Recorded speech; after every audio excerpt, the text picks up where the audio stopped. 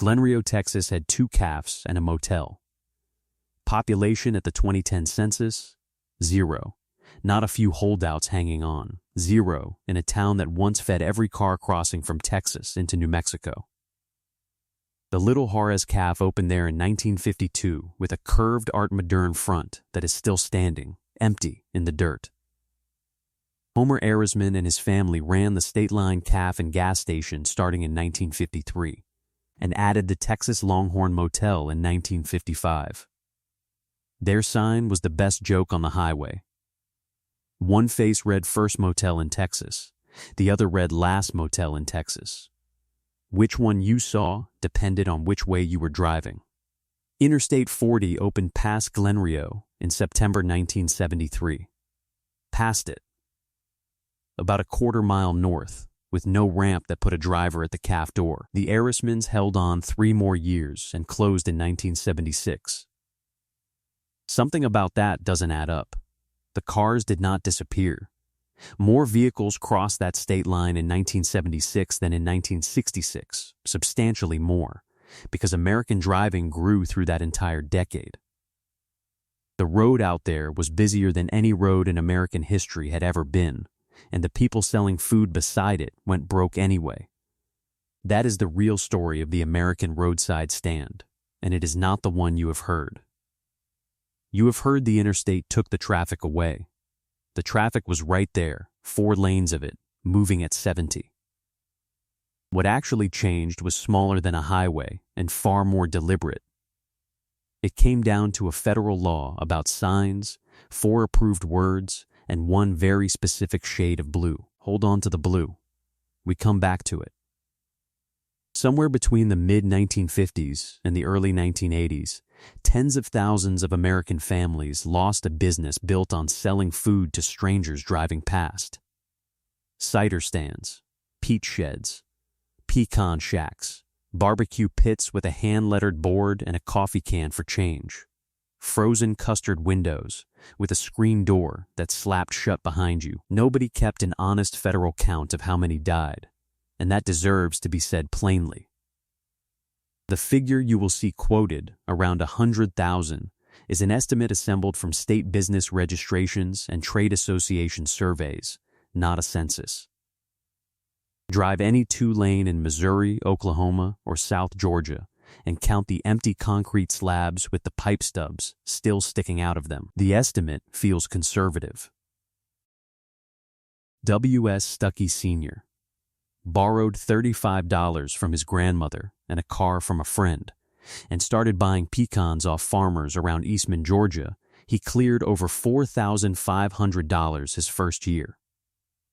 By 1937, he was moving roughly $150,000 in pecans annually, and that same year, he put up a stand on Highway 23 in Eastman. What sat on that counter tells you exactly what a roadside stand was.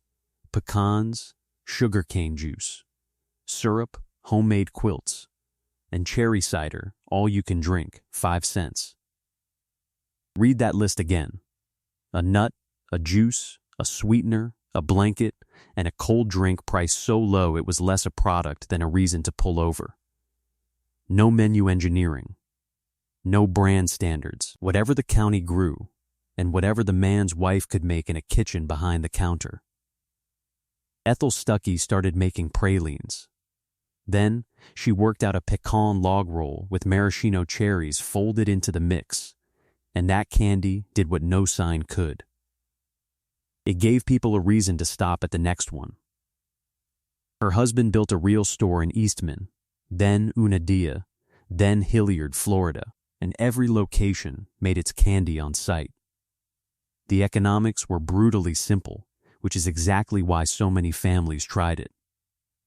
Frontage on a 2-lane was cheap. A stand was lumber and a roof. No franchise fee, no distributor contract, no minimum order, no corporate inspector with a clipboard. If you owned the ground and somebody in the house could cook, you were open by Friday. Route 66 was fully paved end-to-end in 1938, 2,448 miles from Chicago to Santa Monica. Paving is the origin of the whole roadside food economy in this country. A gravel road produces a slow, filthy, unpredictable trickle of cars. A paved road produces a river. By the 1950s, that river was carrying families to Los Angeles, and it grew teepee-shaped motels, reptile farms, curio shops, and custard windows along its banks. Merrimack Caverns outside St. Louis painted its advertising directly onto barn roofs. The Big Texan in Amarillo offered a 72-ounce steak free to anyone who finished it in an hour. Red's Giant Hamburg in Springfield, Missouri, is generally credited as the first drive-through restaurant in America. Every one of those businesses depended on one thing, and it was not the food. It was the ability of a stranger doing 45 miles an hour to see it, want it, and stop inside 400 feet. June 29, 1956, Dwight Eisenhower signs the Federal Aid Highway Act. $25 billion authorized, 41,000 miles of interstate, a 10-year build, with Washington paying 90 cents of every dollar and the states covering the last 10. Largest public works project in American history to that point. The House vote was not close, 388 to 19. The Senate was tight at 41 to 39, and then the conference version went through 89 to 1. Nobody in that building was thinking about a pecan stand in Dodge County, Georgia. They were thinking about tanks, freight tonnage, and highway fatalities. Now here is the engineering decision that mattered more than the money. Interstates are controlled access roads. In plain language, you cannot get on or off wherever you feel like it. Entry and exit happen only at designed interchanges, sometimes 15 or 20 miles apart. An old U.S. highway was the opposite of that. It was a public street with a stripe down the middle. Any landowner could cut a driveway to the shoulder and sell tomatoes off a card table. That single legal difference, the right to touch the road, is the hinge the entire story swings on. Oklahoma got hit first and got hit hardest.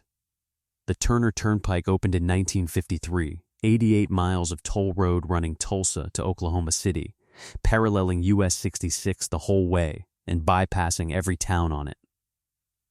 The Will Rogers Turnpike followed in 1957, connecting Tulsa to the Missouri line. Both were later folded into Interstate 44. Picture a Tuesday morning in a place like Stroud or Chandler after that. The road is still out front. The pavement has not moved an inch. The cars are simply gone, all at once, in the space of one ribbon cutting. Some owners chased the new road. A handful bought a lot at a fresh interchange and rebuilt. Most could not, because interchange land stopped being farm dirt the day the route was published and became the most expensive commercial real estate in the county. Business owners saw it coming, and they organized. The U.S. Highway 66 Association had been promoting that road since 1927, and it spent its last 2 decades fighting to keep towns on the map. It disbanded in 1976. Whether it ever had a real chance is a fair argument. The federal money was committed, and the alignments were drawn by state highway engineers, not by chambers of commerce. That is squeeze number 1. Access the second squeeze was worse, and it came from a direction nobody in the business expected. The White House. Lady Bird Johnson thought American highways were ugly. She was not wrong. By the mid-60s, the approach to any decent-sized town was a wall of plywood and painted tin, 6 deep.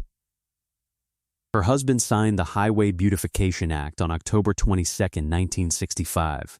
Around Washington, they called it Lady Bird's Bill. It required states to control outdoor advertising within 660 feet of the right-of-way on interstate and primary highways, required junkyards to be screened or removed, and put teeth behind it. Any state that refused lost 10% of its federal highway money. Then, the government counted the signs.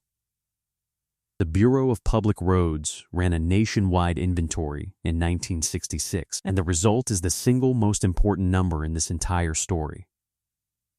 State inventories listed roughly 1.1 million outdoor advertising signs.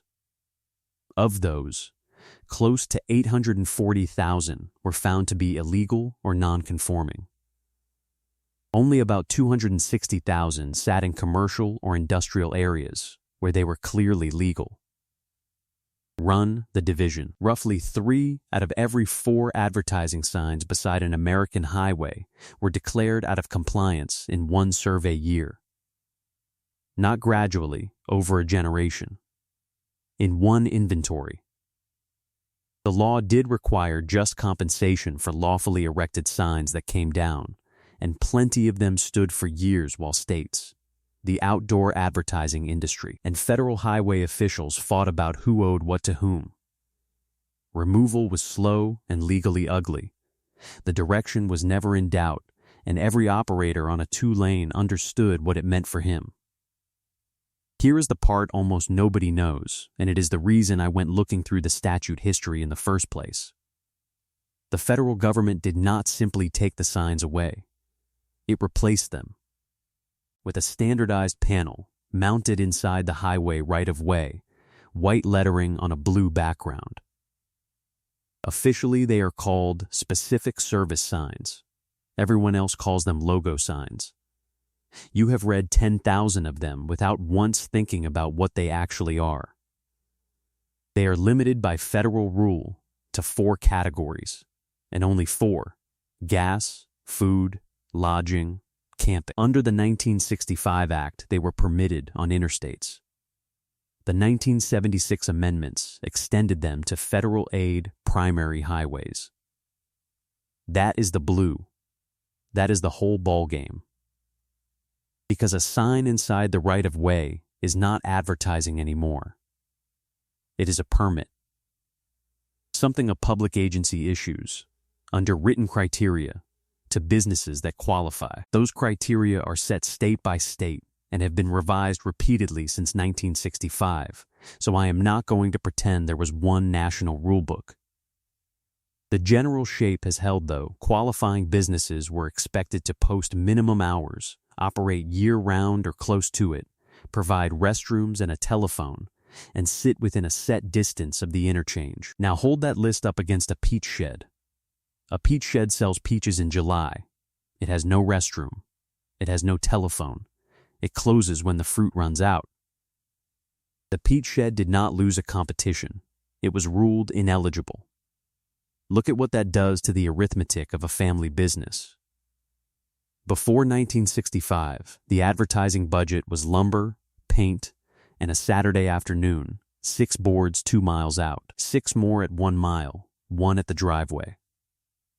After 1965, visibility on a controlled access highway became a licensed slot on a state-managed panel, with an annual fee in many states and a waiting list at the good interchanges. Nothing about the food changed. Nothing about the family changed. The rules for being seen changed, and being seen was the entire business model. If that number surprised you, if you had no idea that a single 1966 federal survey put roughly 3/4 of America's roadside signs on the wrong side of the law, hit like on this one. It tells us to keep pulling these records. The National Park Service's own Route 66 material puts it carefully, and so will I. The shift of highway signage onto the new freeways, combined with 1965 restrictions that often denied old road merchants access to signage on the interstate, became a factor in the closure of many established businesses. A factor. Anyone selling you a story where one law killed 100,000 businesses is selling you something simpler than what happened. Watch what happened to the one operator who beat the problem, because his story is the clearest evidence of what the new road actually rewarded. Stuckeys did not die in the 60s. Stuckeys won the 60s. By the early 1960s, the company had more than 368 stores nationwide, all built on the same formula: a teal roof visible from a distance, clean restrooms, a candy counter, and a wall of souvenirs. That was a business engineered for the interstate, big enough to qualify, capitalized enough to buy interchange land, standardized enough to be recognized at speed. In September 1964, Pet Milk bought Stuckeys for roughly $12 million. That sale is the actual turning point of the roadside food economy in America, and it has nothing to do with asphalt. The most successful independent roadside operator in the country looked at what the interstate demanded: capital, uniformity, scale, and concluded he could not supply it on his own. So he sold to a dairy conglomerate. Then the dominoes. W.S. Stuckey Sr. died in 1977.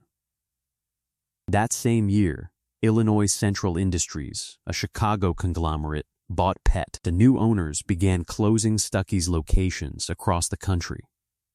By the end of the decade, roughly 75 of the original stores remained. Sit with that spread. 368 down to about 75, and the pecans had not gotten any worse. Every one of those closures was a store manager, a candy maker working a copper kettle, a couple of cooks, and 4 or 5 high school kids in a town that did not have another employer offering summer hours. Advertising took its own casualty. Burma-Shave started running 6-panel rhyming poems in 1926 along U.S. Highway 65 near Lakeville, Minnesota, and over 37 years produced roughly 600 sets in every state except Nevada and Massachusetts. Those signs were engineered for a velocity. 6 panels, spaced so a driver at 40 got a beat of anticipation between lines and a punchline at the end. At 70 on a divided highway, the whole thing smears into nothing. Sales slid through the 1950s. Philip Morris bought the company in 1963 and pulled the signs down on the advice of counsel.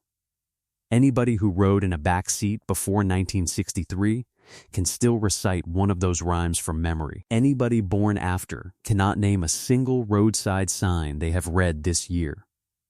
Put those 2 people in a room and see which one gets louder. Glenrio's post office sat on the New Mexico side. The railroad depot sat on the Texas side. All the gasoline was pumped in Texas because New Mexico's fuel tax was higher, and the state line bar was built in New Mexico because Deaf Smith County, Texas, was dry at the time. A whole working economy organized around a survey line that an 1859 crew had drawn in the wrong place by 2 or 3 miles. 12 buildings from that economy are still standing.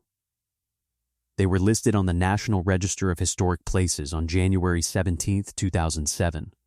31 acres of caf, motel court, filling stations, and old roadbed.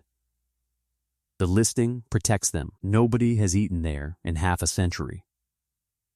Oatman, Arizona sat on the steepest and most frightening stretch of Route 66 through the Black Mountains, where some early travelers hired locals to drive the grade for them. A new route between Kingman and Needles bypassed it in 1953. By the 1960s, Oatman was effectively a ghost town. Two Guns, Arizona once had a zoo, a gift shop, a restaurant, a campground, and a filling station. There is nothing there now. The U.S. Highway 66 Association shut its doors in 1976. Route 66 was formally removed from the U.S. highway system on June 26, 1985, 2,448 miles decommissioned by an administrative vote. If you have driven any part of that corridor since, you have already seen what replaced the stands. Every 20 miles, a cluster of the same 6 brands at an interchange, arranged in the same order, lit the same way, at the same height. That arrangement is not an accident of American taste. It is the physical output of a permit system.